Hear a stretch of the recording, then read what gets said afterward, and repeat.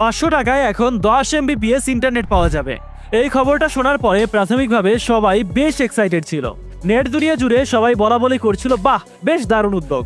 কিন্তু এরপরেই ইন্টারনেট কেনা বেচা নিয়ে এমন একটা শকিং ইনফরমেশন দিল বাংলাদেশ মুঠোফোন গ্রাহক অ্যাসোসিয়েশন, যেটার উপরে বেস করে সবার এক্সাইটমেন্ট এখন যেন পরিণত হয়েছে একটা বড় ধরনের কনসার্নে। দেখুন, বিষয়টা হলো, আজকে টেলিকম নেটওয়ার্ক রিপোর্টার্স বাংলাদেশের একটি সেমিনারে ইন্টারনেট সার্ভিস প্রোভাইডার অ্যাসোসিয়েশন, যাদেরকে আমরা আইএসপি বলে জানি, তারা ঘোষণা দেয় এখন থেকে মাত্র 500 টাকায় গ্রাহকরা 10 MBps গতির ইন্টারনেট পাবে। আগে এই দামে মাত্র 5 MBps দেওয়া হতো। এবং তারা এই বিষয় নিয়ে এটাও বলে তারা পুরোপুরি চায় 20 MBps প্রোভাইড করতে। কিন্তু এই জন্য সরকারের বেশ কয়েকটা কাজ করতে হবে, যেমন লাইসেন্সটা আপগ্রেড করতে হবে, তারপরে তাদের লাইসেন্সের মেয়াদটা 10 বছর করা হোক, এমন কিছু প্রক্রিয়া পরিচালনা করতে হবে।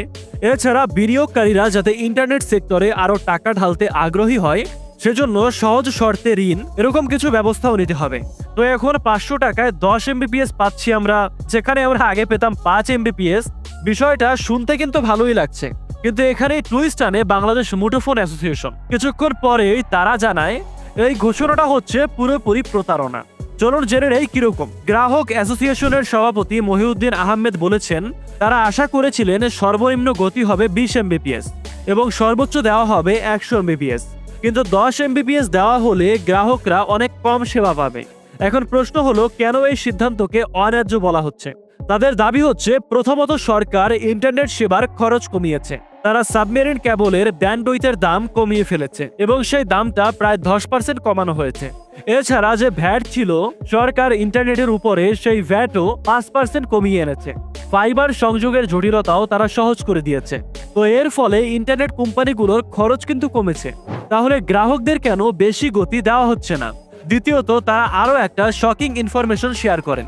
সেটা হচ্ছে, ভারত থেকে 1 Gbps ব্যান্ডউইথ কেনা হয় মাত্র 80 টাকায়, যেটা বাংলাদেশের কাস্টমাররা অনেক বেশি দামে কেনে।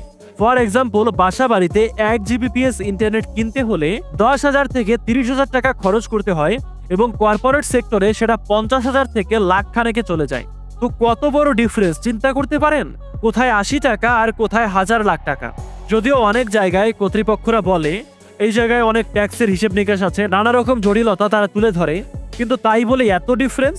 এই বিষয়টা নিয়ে অনেকেই কনসার্ন এবং অনেক ইউজাররা মনে করছে আসলেই তো পুরো বিষয়টা খতিয়ে দেখা উচিত এবং এখানে একটা ক্লিয়ার ট্রান্সপারেন্সি থাকা উচিত।